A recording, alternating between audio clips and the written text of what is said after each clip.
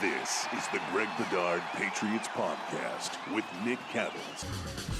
He's Greg, I'm Nick. Thanks to Athletic Greens, your one-stop shopping for 75 high-quality vitamins to help you start your day right. Greg, before we get to this Bengals preview, let's get to the headlines that have happened over the last couple of days.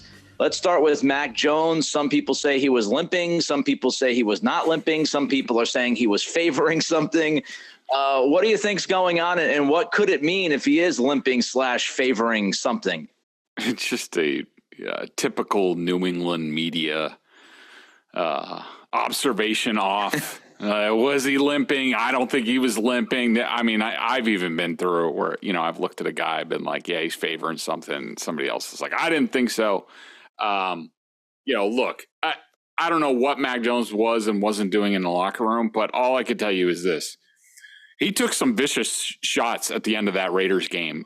There was one in particular where Chandler Jones came from behind, and it looked like Mac got his right foot sort of pinned under a little bit. So it would not surprise me at all if he's dealing with something. Now, he wasn't on the injury report. That doesn't really mean much, especially because I think the Patriots can sort of take the injury report, and I would do it the same way. So I'm not criticizing them. That if there's 0% chance that the guy's not going to play, then he doesn't need to be listed on the injury report. You don't have to, list every single hangnail and things like that if it's not going to affect a player's status. So I think Mac is dealing with something. I don't think it's overly major. It's, week 16 now? Yes, week 16. Everybody's dealing with something. Lengthy injury reports for both teams. So I don't think it's not a huge deal, but am I reasonably certain that between the high ankle sprain earlier in the year with the left foot that he's dealing with something in the right foot? Yeah, but that's being a quarterback in the NFL. All right, something else that jumped out was how Bill Belichick handled the media talking about Mac yesterday. He was asked, I'm paraphrasing here, but he was asked if Mac was going to finish out the season as the starting quarterback the next 3 weeks. And Bill was non-committal. He deflected it. He went right to Cincinnati. He did his whole, we're focusing on Cincinnati kind of thing that Bill does. Just your thoughts about Belichick not necessarily committing to Mac Jones for the remainder of this season. Yeah, I think it's a nothing burger. I think that was Bill just not wanting to deal with it. I don't think he's ever really come out and, there was the whole Mac Jones, Cam Newton thing, when he was struggling. And of course he was definitive about that. I mean, I just think it was they're different scenarios. I mean, in that year with COVID and Jarrett Stidham was his backup, who I know the Patriots had no confidence in. They also, did they cut him or just trade him away to the Raiders? I think they traded him for next to nothing to the Raiders. And I think that, considering Cam had signed for very little money, it was a tough situation overall with COVID. I think that, and Bill realized where they were, and there was really no point in changing streams. So he just, he did Cam a solid and just was basically like, look, I put him in a tough situation in a variety of ways, and I'm going to stick with him. And I think this is completely different. I think this is Bill just, he doesn't want to entertain the question, so he just tossed it away how he normally does. It was just like, yeah, we're just worried about winning against Cincinnati. Like, we're not talking about any jobs or anything up for grabs. And I think at the end of the day, he'll do what's best for the team. Could that mean Max sitting at some point? I mean, I guess it could. I'm sure we'll talk about that a little bit more, but I don't think it's not in the plans right now or anything. Here's what I'll say. I don't necessarily disagree with your take on it. And I know some people kind of tweeted at me yesterday after my reaction to it. My reaction initially was just, I won't blame Mac Jones if he asks to be traded this offseason. I would not blame him whatsoever if he requests a trade. I don't think it's going to happen. I would not be shocked if it happened.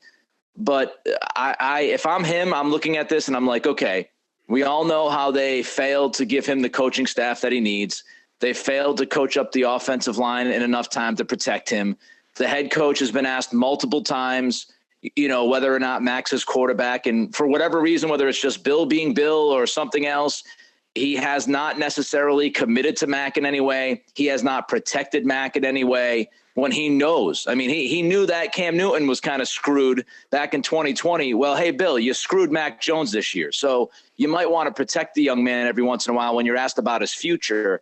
And then you've got the whole Bailey Zappi debacle that happened in that Monday night game when Mac shouldn't even been out there.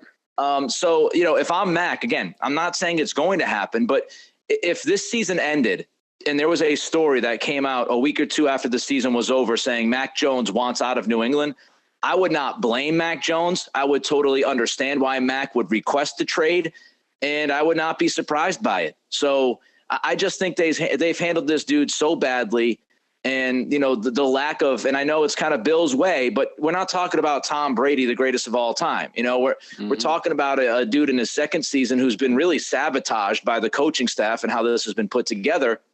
And for Bill to just be non-committal doesn't help.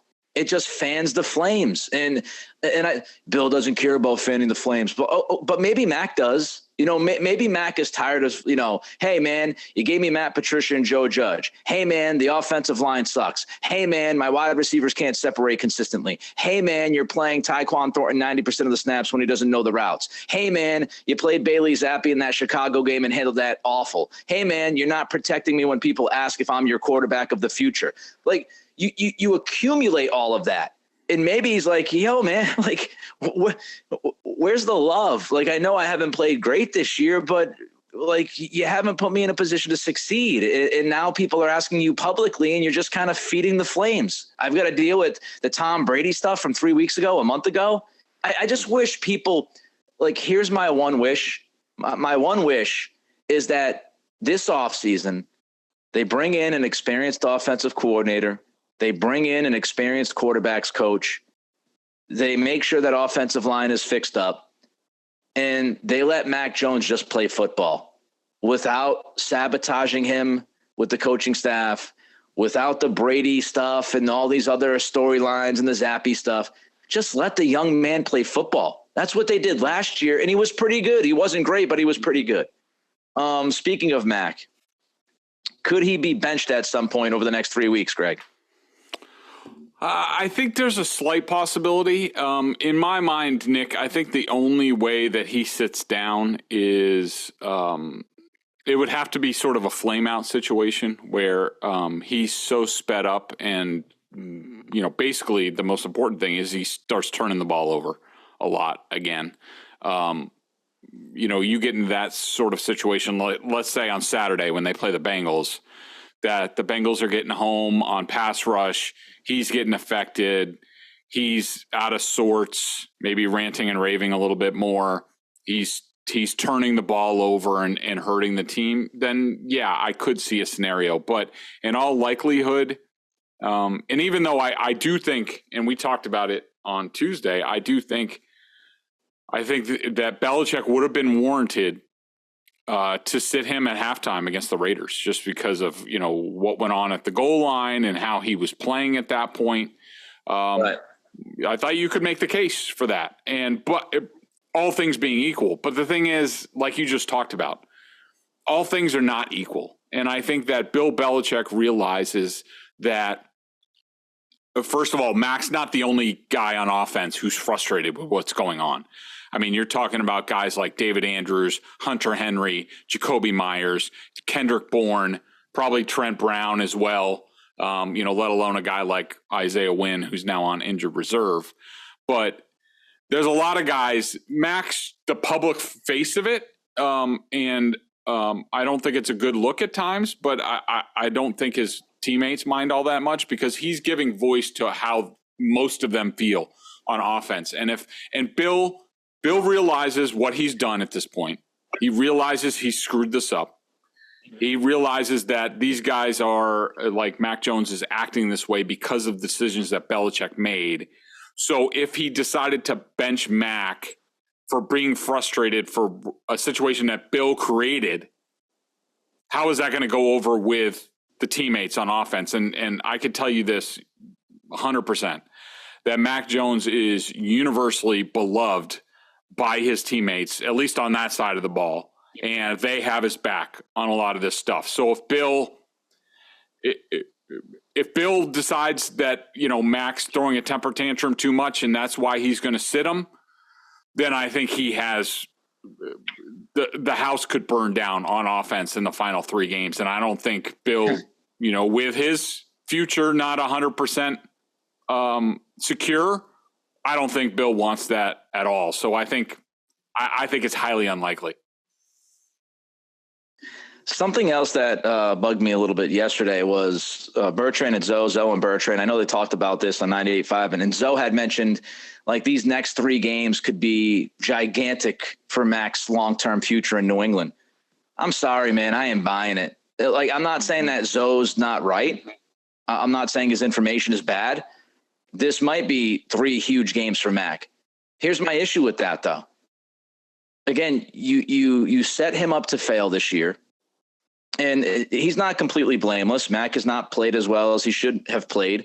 But I don't think you can evaluate Mac this season because it's been a debacle around him. So I just don't think it's fair to say, okay, now, after a season of an absolute bleep show on offense, this whole system being broken, the coaching being what it is, these 3 games are going to be the end-all, be-all for Mac's future. Really? With a broken offense against 3 of the best teams in the AFC? So if he doesn't show out against Cincinnati, Miami, and Buffalo, he's not going to be starting in 2023? Like, that just – my concern, Greg, and I wanted to ask you about this. My concern is Mac Jones is going to become a scapegoat for this coaching staff and Bill Belichick. And if he doesn't play well the final 3 weeks, the narrative that's going to be out there is – well, Mac just wasn't as good as we thought he was. It's not going to be about this coaching staff. It's not going to be about guys running the wrong routes and the spacing. And it's not just us. Dan Orlovsky, Kurt Warner, a lot of smart football people have watched this offense on film and say it's the worst offense in football. It's hideously coached. My concern is they're setting up Mac to be a scapegoat. Is that a possible scenario that could play out? Yeah, I did hear what Zoe had to say.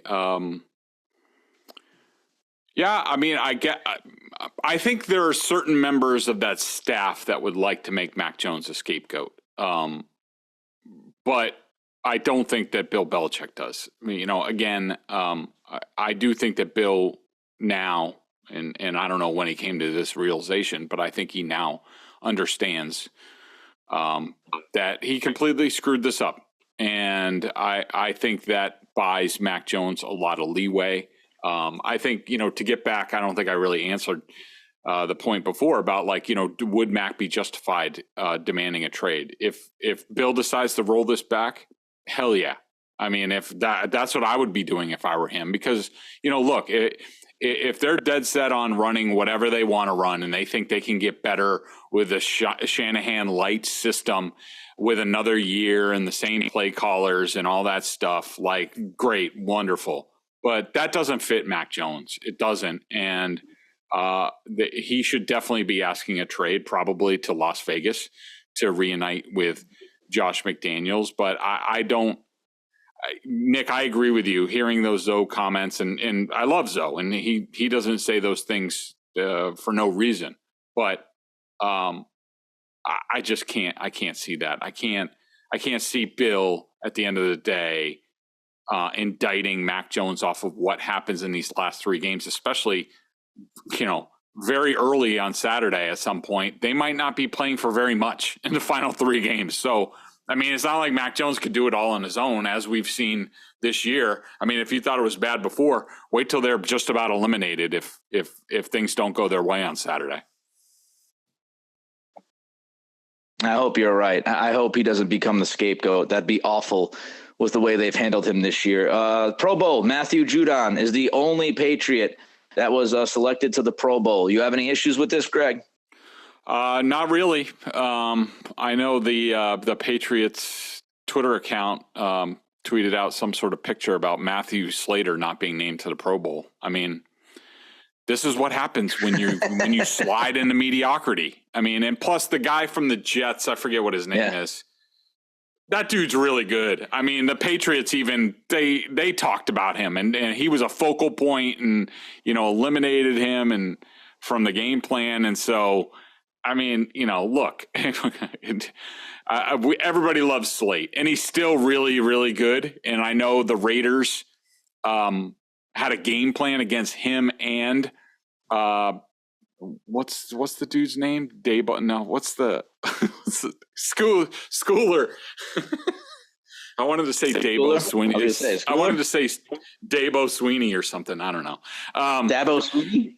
Yeah, Dabo Sweeney for some reason. But Schooler. And the thing is like the Raiders, I went back and I looked at it. I wrote my column on this about how the Patriots, everyone's talking about the last play. But really, I mean, you take that last play out of it. That game ended up being a close game. It was going to go to overtime. And if the Patriots eventually lost in like a regular game on like a field goal or something like that, they would have lost because the Raiders whooped their ass situationally on special teams. And that included Slater. There's 3 guys who weren't on the stat sheet that normally are. Matthew Judon had no stats. They took care of him. Matthew Slater had no special teams tackles. And Schooler had no special teams tackles. And the thing was, because Nick Folk was kicking off and he can't reach the end zone, there were actually special teams plays in that game, Nick. There were 9. The Raiders returned 9 kicks in that game. That's like a half a season for most other teams. And the Raiders beat them. Then they also limited Marcus Jones. So I would say, back to the question of the Pro Bowl, the only guys in my mind that really stood out this year that I think had a legitimate gripe, there's only really one guy, Michael Winu at right guard. And Quentin Nelson from the Colts got that spot. Look, that guy's really good. Winu was really good this year.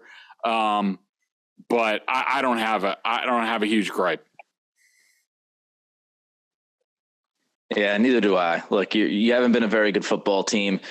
The Pro Bowl sucks anyway. They're changing it this year to like flag football. Nobody cares about the game. I know, I'm sure some of the guys care about being named Pro Bowlers, but I'm not going to stand on the mountaintop for a 7-7 team that's played inconsistent.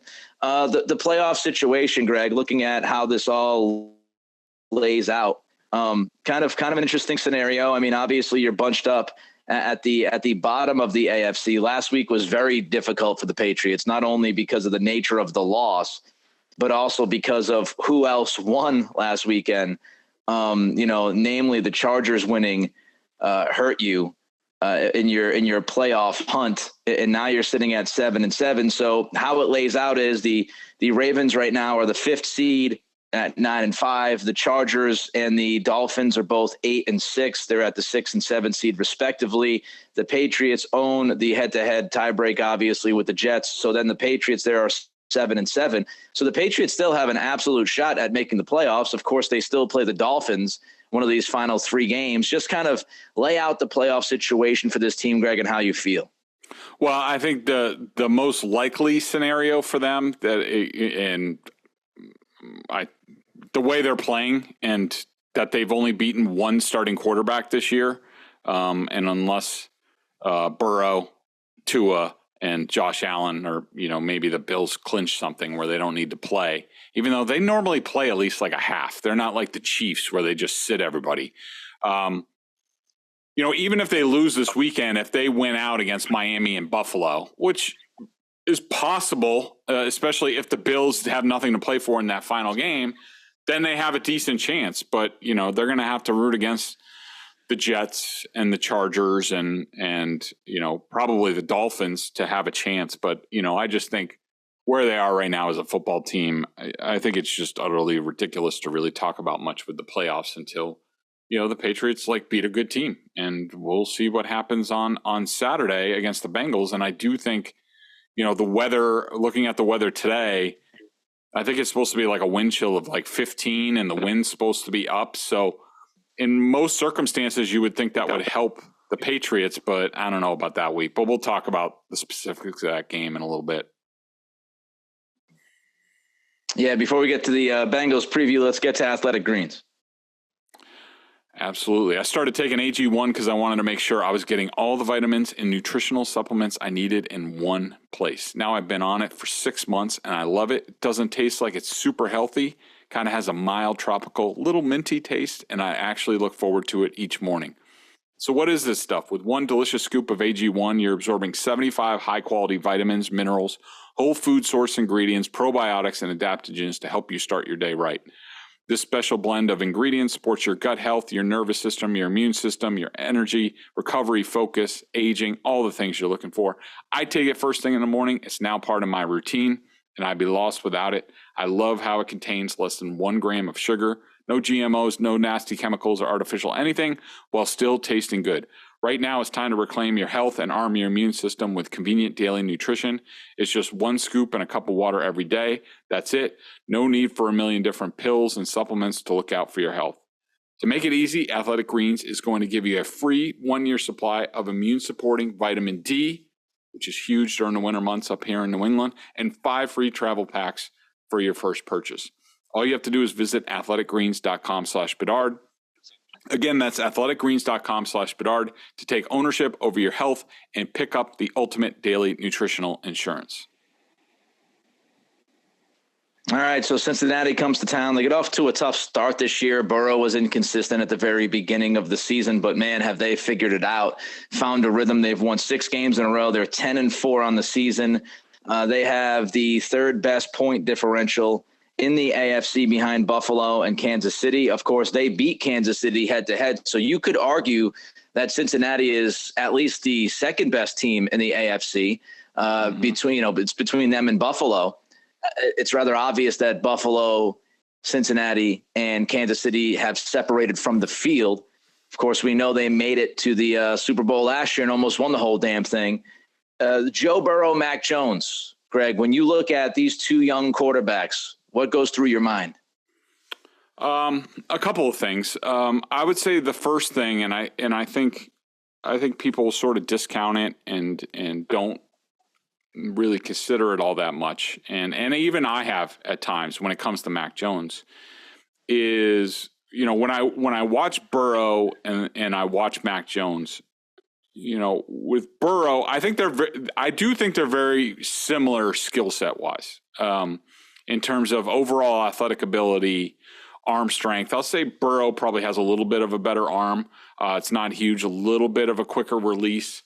But when you watch Burrow, and it's very similar to Tom Brady, I mean, just those were the comparisons coming out, and I think they're pretty apt to this point, that Burrow is just one of those guys who he has the intangibles. Like he has the clutch gene. He has whatever Brady has to make him better than his athletic ability. Burrow has the same sort of stuff. Is it going to be Brady? Probably not.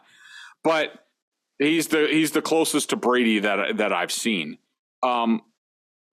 The other thing that stands out when you watch Burrow compared to Mac Jones, and this is what I mean where I've even discounted it, is that Burrow's played a decent amount of football.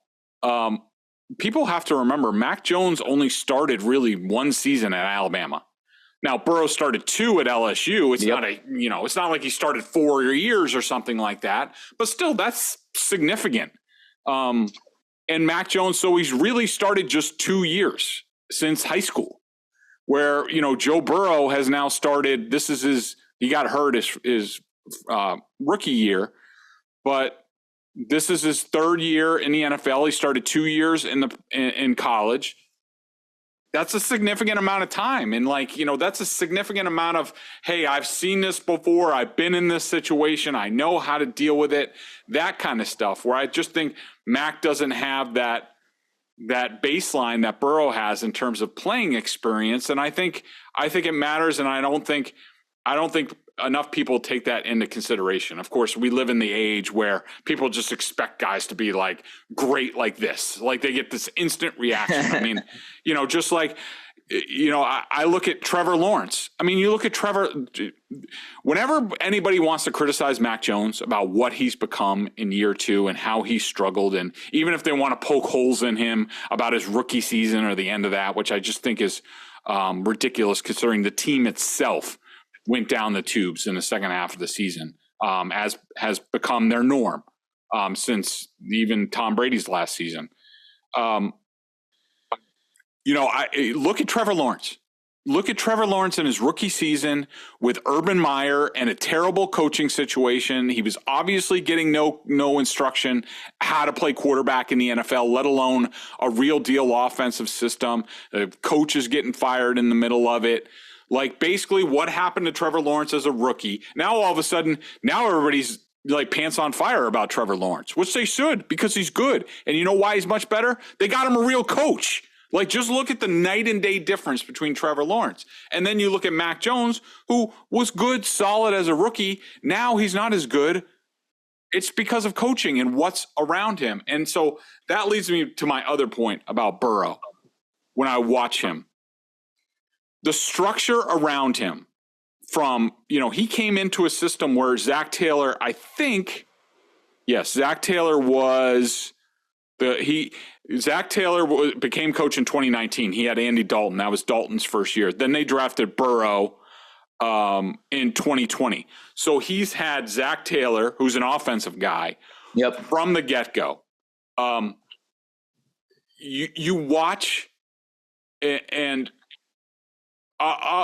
I'll let you give your thoughts on Burrow, but I want to get into a little bit more about and try to explain, because I think this is more a podcast conversation than me writing it, in terms of, when we talk about confidence, and we've talked about it this year about Mac. When you watch him, you're like, he doesn't have confidence in the offensive line. He doesn't have confidence in the routes. He doesn't have confidence in what he's going to see. And it's the polar opposite with Joe Burrow. And I think that's the key to his success. But, first I want to get your thoughts on Burrow, because you've probably seen him a lot more than I have. I've just watched a couple games on film. I haven't watched him throughout his career. I love him. He's I loved him at LSU. I've loved him since he came into the league. I think he is confident. He's got swag. He's a leader. He's fearless. He is accurate with the football.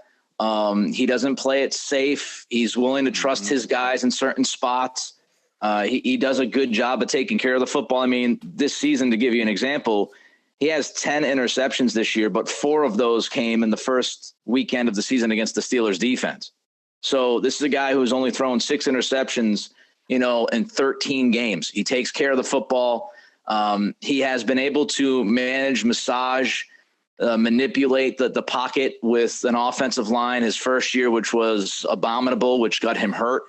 And then they weren't much better last year. I mean, that offensive line was literally one of the worst offensive lines in football last season. And he took them to the Super Bowl, and they had a legitimate chance of winning that game against the Rams. I think he's a heady player. I think he, quote unquote, gets it. He's great with the media. I think he's one of those guys. You mentioned the whole Brady thing, and I'm not going to say he's Brady, obviously, but he does have that kind of cool, calm, collective swag, confidence about him where, guys just seem to love to play with him and for him.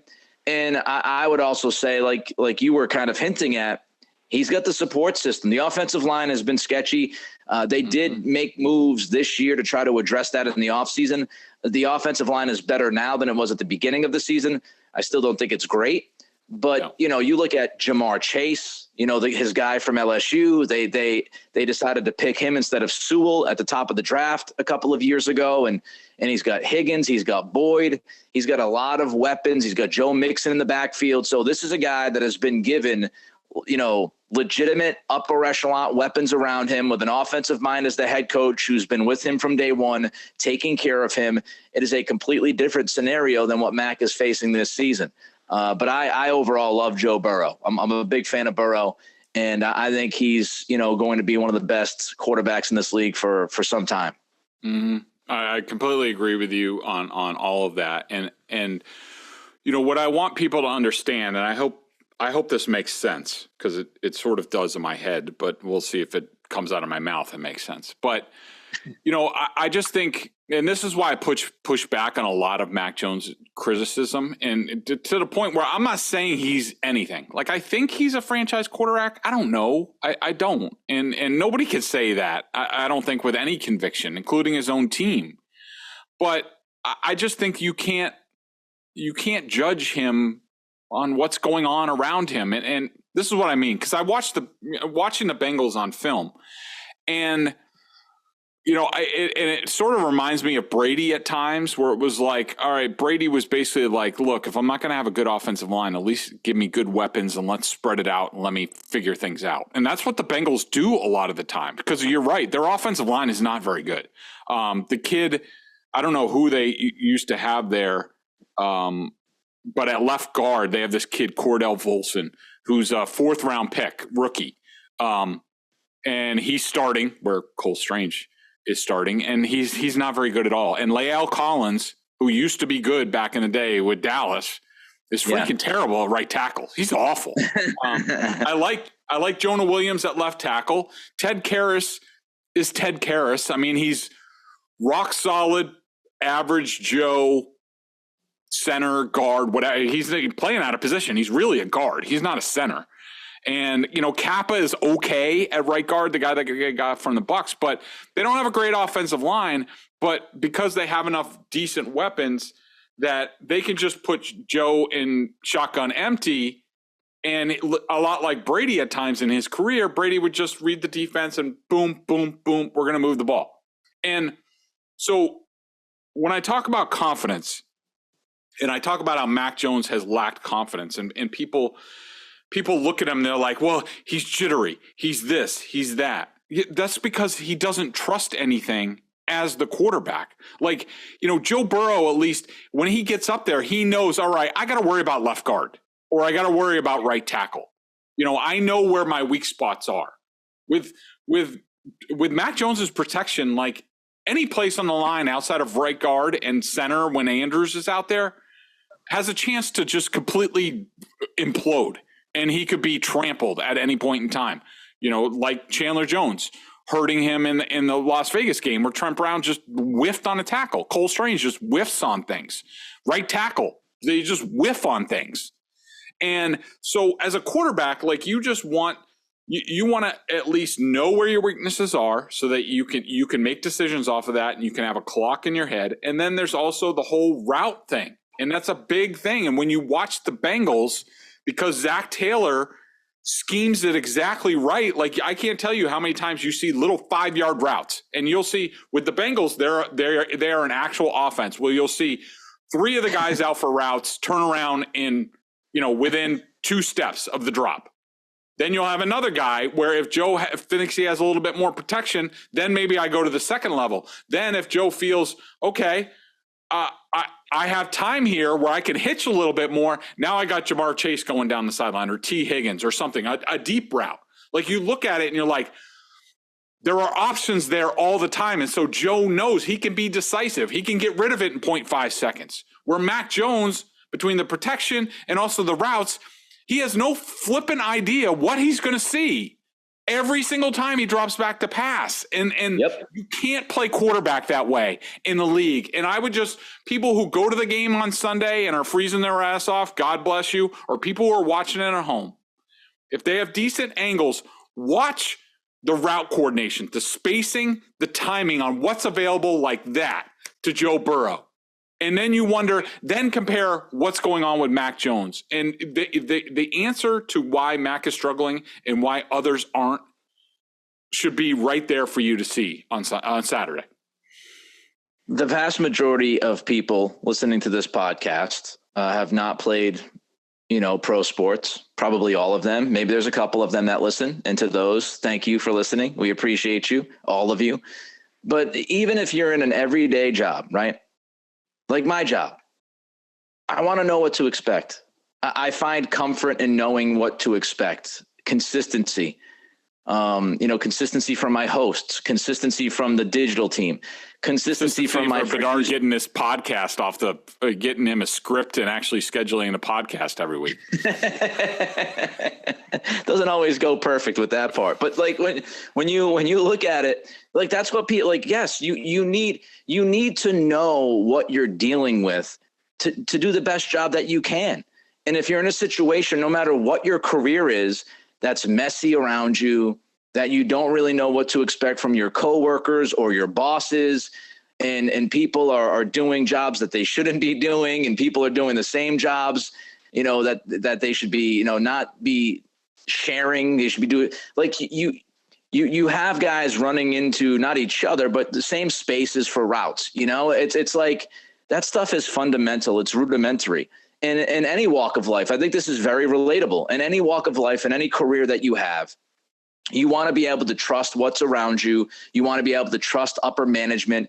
You would like to be able to trust some of your coworkers, especially if you work in a field that involves working together on projects, for example. Like, you need that cohesion. One of Tommy Heinsohn's, God bless, one of his favorite words. You need that cohesion to make things work. And when you don't have that, the lack of trust, the lack of confidence, even for somebody who's super confident, over time, that confidence is going to be chiseled away. And I think what you're seeing now is Mac Jones, who just doesn't trust anything around him, doesn't believe in anything around him, doesn't know what to expect from snap to snap, doesn't really think much of the offensive coordinator like any of us do, or the play caller. And he sees this for what it is. And so does the rest of the offense. So I couldn't agree with you more. I think, and this is not to bail out Mac Jones. It's not to say that he is going to be franchise QB1 for 15 years. But if we're doing an honest assessment and being completely objective about how to evaluate Mac this year, if you're being objective, I don't think you can evaluate him this year because the system around him has been so broken. The only way you can evaluate somebody is if they have a chance. And I just feel like Mac has not had much of a chance to succeed this year. And it's not on him. And Nick, I just wanted to add, because we agree on this, but, just as you were talking, like it was entering my mind, like, obviously people around here and us in general, we're spoiled by 20 years of watching the best ever to do it and how he made it look easy at times. I think people forget, or it doesn't really occur to them, how difficult playing NFL quarterback is. I mean, when you have first of all, forget all the pre-snap stuff and, what's the play going to be and things like that. But then you got to basically you have about 2 seconds once you get the ball to, not only figure out where you're going to go with the ball and what the defense is going to do, but also, what kind of rush is coming at you and how do I feel that? And that's why, when you talk about precision, you need precision. It's why Tom Brady, would, basically alienate certain receivers because as a quarterback, he needs to know if we get this look, you're going to be there because I'm going to deliver the ball. And if you don't, you're going to make me look like an idiot. And that's why trust, the Brady trust tree and all that stuff was so important and talked about around here because it was a real thing. And, Mac doesn't trust anything. He doesn't trust that it's going to be a good play call. He doesn't trust that it's going to get blocked. And even guys like Jacoby Myers aren't running their routes properly anymore, let alone Tyquan Thornton is just running all over the place, doing whatever the hell he wants. And it's impossible to play quarterback like that. And it's not to excuse Mac because he could have been better at times and he's missed plays. Jonnu Smith. Yes. Jacoby Myers, he's got to hit those no matter what. Those wide open plays, he's got to hit them. But to play good quarterback in the NFL, everything has to work. You need that cohesion or else it looks like a mess, which is where the Patriots are right now. All right, it's what Joe Burrow doesn't have to deal with. It's not a mess because he has a coach, he has real weapons, and they're impressive. All right, quickly, because we've run long here. Shocker. Bengals defense, a couple of quick highlights, Greg. I love the defensive coordinator, Lou Anarumo. He does an excellent job. They are an excellent second half defense. He is the master at adjustments. So good luck if the Patriots don't get off to a good start in this game. I think that they're going to get a bit of a break because Sam Hubbard, who is one of their next to Trey Hendrickson, who is dealing with a wrist thing. Trey Hendrickson, who's incredible at defensive end. Sam Hubbard is their second best defensive end, leads the team in sacks. He is going to be out for a while. They're hoping to get him back by the playoffs or at least in a couple weeks. So we'll have to see. It looks like Joseph Osai will sort of fill in there, but they have a deep a deep rotation on the defensive line. They get after it. They're meaty. This is a bad matchup for Cole Strange and anybody else who is struggling on that offensive line. DJ Reader is one of the best nose tackle defensive interior guys, but they also have guys that they just rotate in who are really good. So their linebackers are excellent. Logan Wilson, Jermaine Pratt. They're really good. The secondary is a bunch of experienced guys. They mix things up. Not a whole lot of busts in that secondary. Good safeties. It's going to be a tough chore for this Patriots offense, and it's it's going to be interesting, this one. A tough chore for the Patriots offense. How many times have we said that this year? Mm-hmm. All right. Let's look at the pick situation here. So I am 12-2 against the spread. I believe Bedard is 11-3 against the spread. We've got the Bengals -3. Again, this game is on Saturday for Christmas Eve. So the Bengals -3, the over-under is 41.5. Greg, how you feel? I think the Patriots are getting the Bengals at a good time. I think, they just had the Bucs game, and I think they have the Ravens next week, if I'm not mistaken. But anyways, they have a tough game the next week. So this is a sort of a good spot, a look ahead spot. But I do think that the Patriots pass rush, what they do with their little stunts and twists, especially with Juwan Bentley, who got a lot of pressure this past week against the Raiders.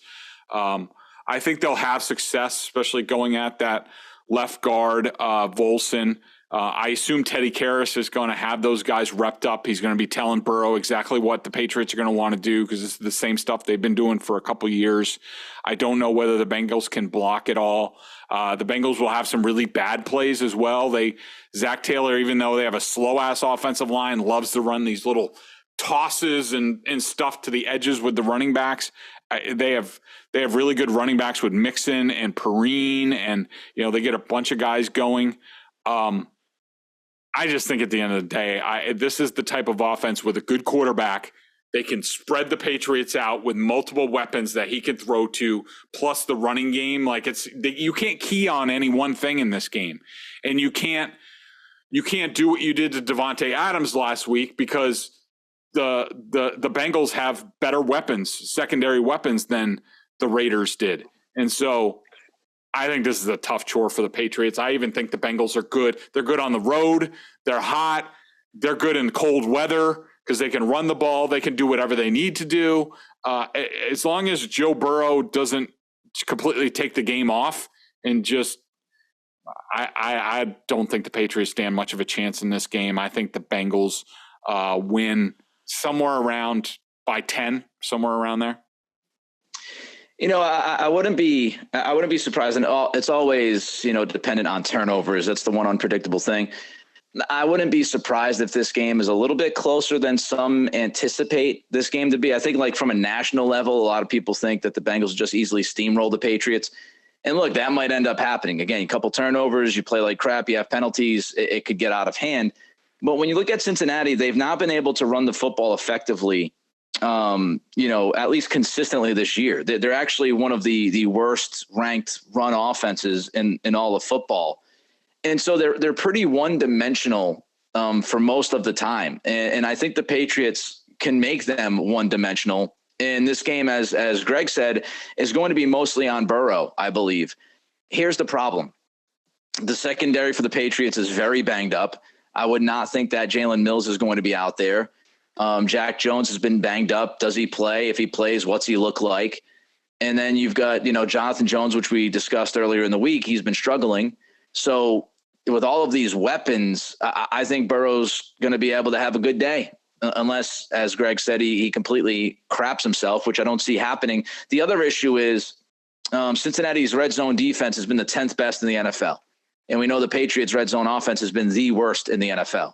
So even if you move the ball against this Bengals defense, which is going to be difficult, I don't know how in the world you can score with Matt Patricia as your play caller and with this red zone defense being as good as it's been. So I just don't think the Patriots have enough offense. I don't think they'll be able to score, 6 instead of 3 if they get into the red zone.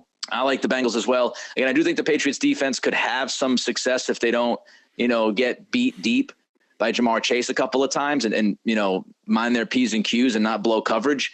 But I do think the Bengals win this one. It could be anywhere from 6 points to really 14 points. It just depends on, how Burrow plays and if the Patriots kind of just go, okay, we see the writing on the wall. We remind you all, BSJ, BostonSportsJournal.com. You can always check them out. They have great coverage of all the teams. I know John Corrales writing about the Celtics earlier today. I was looking at that. And you can get a gift subscription right now at BSJ. It's $39.99 for the annual plan. It is great coverage. If you're trying to figure out a last second gift idea, this would be a great one. And also don't forget that if you are a member at BSJ, you can get a discount on those as well. So check out BostonSportsJournal.com for the gift subscriptions, as we're just a couple of days away from Christmas. With that in mind, Merry Christmas to all of you. Do not let the Bengals-Patriots game ruin your holiday if it goes badly. It might get you sauced a little bit earlier than you want to on Christmas Eve, but enjoy the holiday. Greg, I enjoy this podcast so much. I wish you a Merry Christmas. I'm sure I'll send you a text over the weekend, but I love working with you, and hopefully you and the family have a great holiday, my man. You and Kelly as well, and happy Hanukkah to our Jewish friends and everybody else celebrating other holidays this time of year. But yeah, thanks for everybody for supporting the pod and BSJ. Nick and I have a lot of fun doing this. It keeps us connected, even though he's 3,000 miles away. Hopefully it keeps him a little bit more connected to home. And probably good that he has a buffer zone, because if he had to listen to sports talk radio around here all the time, he would probably combust. But we love him, we miss him, but at least we get to stay connected some way. So Merry Christmas, buddy. Damn right. He's Greg. I'm Nick. Enjoy the weekend. Enjoy your holidays. We'll be back early next week to review this hopefully lovely Bengals Patriots game.